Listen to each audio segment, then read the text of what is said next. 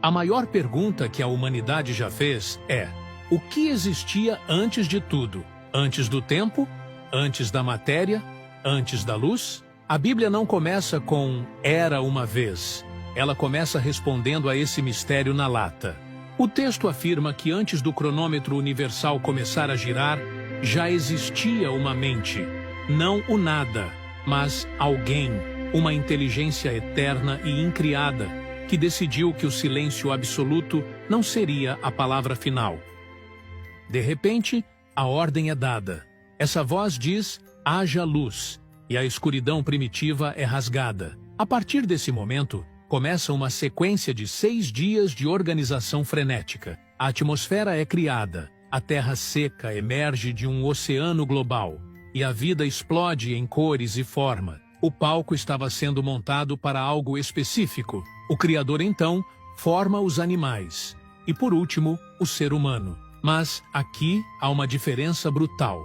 O homem e a mulher não são criados apenas para viver ali, mas para reinar. Deus os coloca em uma região geográfica real, cercada pelos rios Tigre e Eufrate. A vida deles era simples. Tinham acesso total, segurança absoluta e conexão direta com quem os criou. Não existia ansiedade, não existia morte, não existia medo. Mas havia uma única regra nesse território. No centro do jardim, uma árvore funcionava como um teste de autoridade. A instrução era clara: podem comer de tudo, menos dessa aqui. Não era sobre a fruta, era sobre a hierarquia. Se comessem, estariam declarando independência, dizendo que sabiam governar melhor que o próprio Criador. A consequência seria fatal. A morte entraria na história. Tudo parecia sob controle. Mas na borda desse paraíso, uma criatura astuta observava, sabendo que a melhor forma de destruir aquele reino não era com uma guerra, mas com uma dúvida. E é exatamente isso que vamos desenrolar agora. Neste vídeo, você vai descobrir as respostas para as perguntas que todo mundo faz, mas poucos entendem. O que realmente existia antes do mundo começar? Já te dei um spoiler, mas vai além.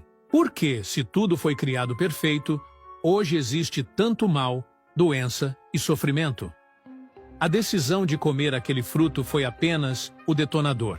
Em questão de horas, a vergonha entrou, a culpa separou o casal e eles foram expulsos para um mundo hostil, onde a sobrevivência exigia suor e sangue. Mas, se você acha que o problema parou na desobediência de Adão e Eva, espere para ver a primeira geração nascida fora dos portões. O colapso moral foi instantâneo e brutal. O primeiro bebê humano da história, Caim, cresceu para se tornar não apenas um agricultor, mas o primeiro assassino em série de um homem só. E o motivo não foi território ou dinheiro, foi religião.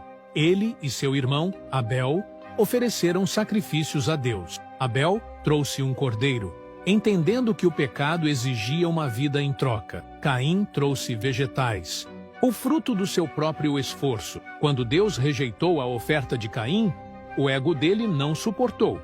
Ele atraiu o irmão para o campo. Não havia armas de fogo na época. Então, imagine a brutalidade física necessária para tirar a vida de outro homem usando uma pedra ou um pedaço de madeira. O sangue de Abel tocou o chão, e a terra, que antes produzia vida, agora bebia morte. Caim foi marcado e exilado, mas aqui acontece algo que a maioria das pessoas ignora. Ele não foi viver isolado em uma caverna como um selvagem. Ele fundou a primeira cidade da história. Pense na ironia disso. A civilização humana, com suas muralhas, sistemas e segurança, foi inaugurada pelo primeiro criminoso da humanidade. Seus descendentes não eram primitivos. A Bíblia descreve que eles desenvolveram rapidamente a metalurgia, forjando bronze e ferro, e criaram instrumentos musicais complexos. A tecnologia avançava rápido, mas a moralidade regredia na mesma velocidade. Poucas gerações depois, surge um homem chamado Lameque. Ele quebrou o padrão do casamento original, tomando 2 esposas para si, e ficou famoso por escrever a primeira poesia registrada na história. Mas não era um poema de amor, era uma confissão de assassinato, onde ele se gabava para suas esposas de ter matado um jovem apenas por tê-lo ferido. A violência tinha deixado de ser um crime para virar cultura, celebrada e musicada. O mundo estava cheio de cidades fortificadas, ferramentas de ferro e arte, mas estava absolutamente podre por dentro. A humanidade tinha se tornado uma máquina de guerra eficiente, e o Criador olhava para baixo, vendo que a única solução possível seria um reset total do sistema. Esse reset não seria diplomático. A decisão foi radical: limpar o tabuleiro completamente. O dilúvio não seria apenas chuva, seria uma desconstrução geológica. Mas havia um homem que nadava contra a corrente. Noé recebeu um projeto de engenharia que desafiava a lógica: construir uma caixa de madeira colossal, com o tamanho de um transatlântico moderno, longe de qualquer mar.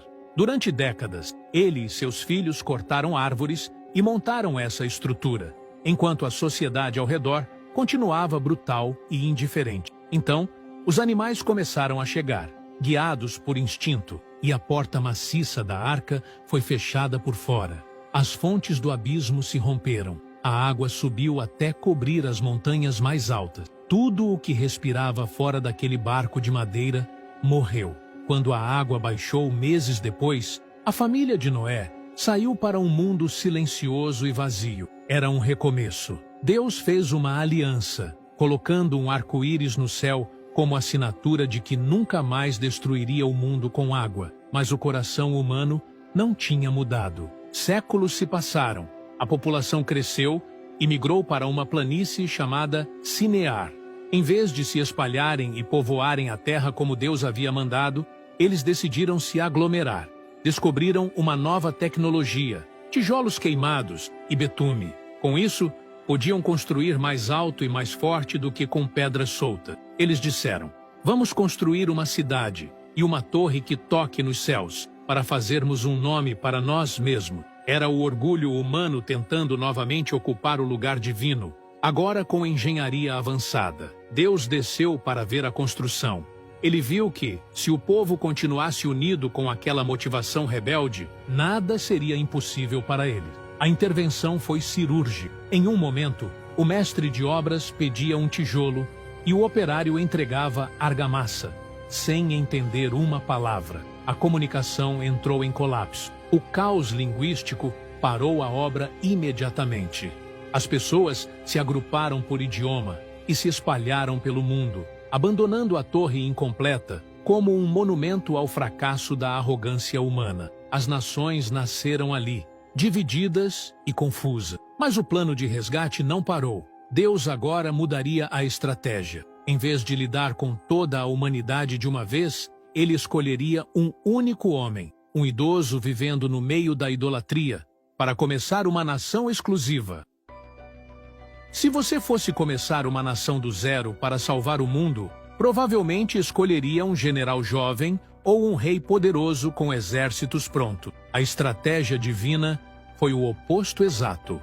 O escolhido foi um homem de 75 anos, casado com uma mulher estéril, vivendo no conforto da antiga cidade de Ur, onde a lua era adorada como Deus. O nome dele era Abrão. A proposta que ele recebeu desafiava qualquer lógica de sobrevivência. Abandone sua terra, sua herança e a segurança do clã de seu pai para caminhar em direção a um lugar desconhecido. A promessa era que, através dele, todas as famílias da terra seriam abençoadas. Ele aceitou o risco. Trocou casas de tijolos por tendas no deserto de Canaã, tornando-se um nômade vulnerável em uma terra cheia de tribos hostis. Mas havia um problema biológico gritante. A promessa dizia que seus descendentes seriam incontáveis como as estrelas no céu noturno, mas a realidade mostrava uma tenda vazia. O tempo passou, a pele enrugou e a esperança virou desespero. Sara, sua esposa, cansada de esperar, sugeriu uma solução humana para um problema divino: usar sua serva egípcia para gerar um herdeiro. O resultado foi o nascimento de Ismael, trazendo conflito doméstico e rivalidade, não a paz prometida. Foi só quando Abrão tinha 99 anos e qualquer chance natural já tinha desaparecido que o milagre aconteceu. Isaque nasceu, o filho do riso. Mas a narrativa sofre uma guinada aterrorizante logo depois.